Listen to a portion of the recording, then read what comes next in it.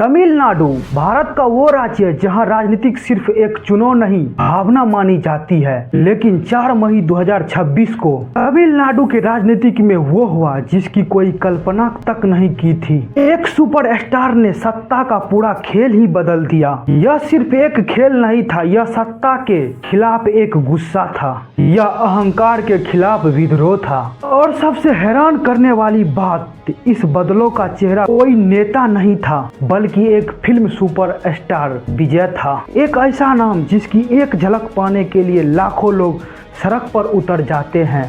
Cinema hall पर उनकी entry पर लोग पटाखे फोड़ते हैं, उनकी फिल्म की पोस्टर पर दूधे चढ़ाई जाती है। लेकिन राजनीति कोई फिल्म नहीं होती। दशकों तक तमिलनाडु की राजनीतिक दो नामों के इर्द गिर्द घूमती रही, डीएमके और एआईडीएमके। एक सत्ता में आता है तो दूसरा इंतजार करते रहता है। जनता बदलते रही, वक्त बदलता रहा, लेकिन राजनीतिक वही का वही रहा। यही वजह थी कि जब विजय ने अपनी पार्टी टीवी के लॉन्च की तो राजनीतिक हंसते रहे। कई लोगों ने कहा यह सिर्फ एक फिल्म एक्सपेरिमेंट है, कुछ ही महीनों में खत्म हो जाएगी। लेकिन वो लोग एक बहुत बड़े चीज को समझ नहीं पाए थे। एक ऐसी विरासत बिछाई जा रही थी जिसका मास्टरमाइंड कोई तमिल नहीं था बल्कि बिहार से आए राजनीतिक के रणनीतिकार एक प्रशांत किशोर था। भारतीय राजनीतिक का वो नाम जिसे किंग मेकर कहा जाता है। 2021 में उन्होंने एमके स्टालिन को सत्ता तक पहुंचाने के लिए अहम भूमिका निभाई थी। लेकिन 2026 में राजनीतिक के समीकरण बदल चुके थे।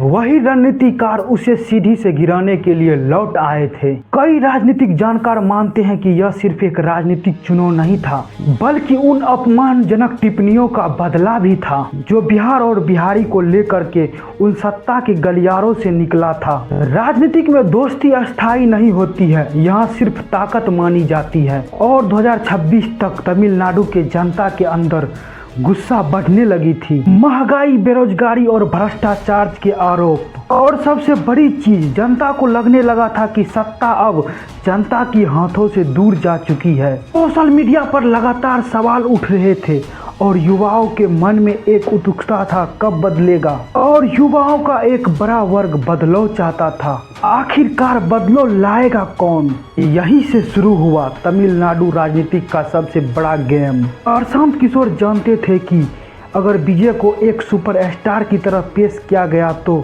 वो हार जाएगा। इसीलिए विजय की पूरी इमेज ही बदल दी गई। सुपरस्टार से डायरेक्ट आम आदमी बना दिया गया। महंगे कपड़े हट गए, भारी फिल्मी डायलॉग खत्म हो गया। अब विजय साधारण कमीज में दिखाई देने लगे थे। उनकी सभाओं में एक लाइन बार बार सुनाई पड़ती थी, मैं नेता नहीं, मैं आपका भाई हूँ।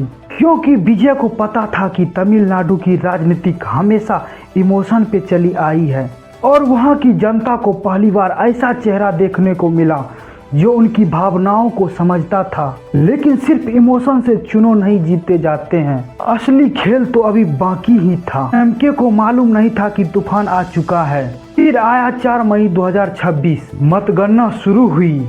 शुरुआती टेंडर्स ने ही राजनीतिक गलियारों में डर फैला दिया था। टीवी के लगातार बढ़त बना रही थी और डीएमके को पीछे छोड़ते जा रही थी। और फिर वही हुआ जिसकी कोई कल्पना तक नहीं किया था। टीवीके ने 109 सीटों पर जीत फिक्स कर ली थी। पूरा तमिलनाडु शॉक्ड में था। लेकिन सबसे बड़ा झटका अभी भी बाकी था। कोलाथूर एमके स्टालिन की सीट, वह सीट जिसे डीएमके का किला माना जाता था। लेकिन इस बार जनता ने इतिहास ही बदल दिया था। और फिर वहां अंतिम राउंड खत्म हुआ। तमिलनाडु ने अपनी अंतिम फैसला सुनाई। डीएमके हार चुका था, टीवीके जीत चुका था। और ये सब हुआ तो सिर्फ एक बिहारी के चलते, प्रशांत किशोर के चलते।